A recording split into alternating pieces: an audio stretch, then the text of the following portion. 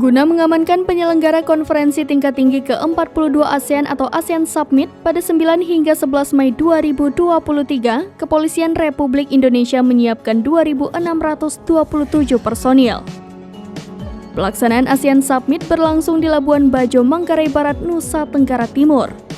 Kepala Divisi Humas Polri Irjen Sandi Nugroho mengatakan, ribuan personil Polri yang diturunkan merupakan gabungan dari Mabes Polri, Polda NTT, dan Polda NTB.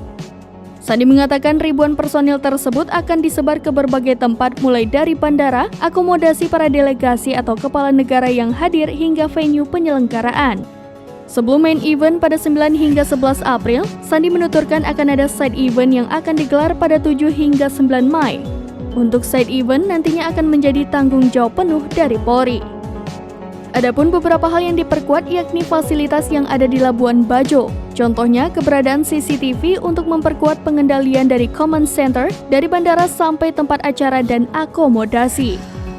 Nantinya, kata Sandi, CCTV tersebut akan dilengkapi dengan teknologi face recognition guna mendeteksi daftar atau orang-orang yang dicurigai akan melakukan tindak pidana. Dalam pengamanan ini, Polri juga akan berkoordinasi dengan stakeholders lainnya dan pihak akomodasi.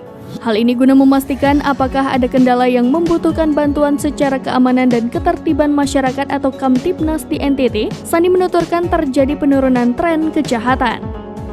Beberapa hal yang menjadi perhatian yakni meningkatnya angka kecelakaan lalu lintas dari tahun 2021 ke 2022.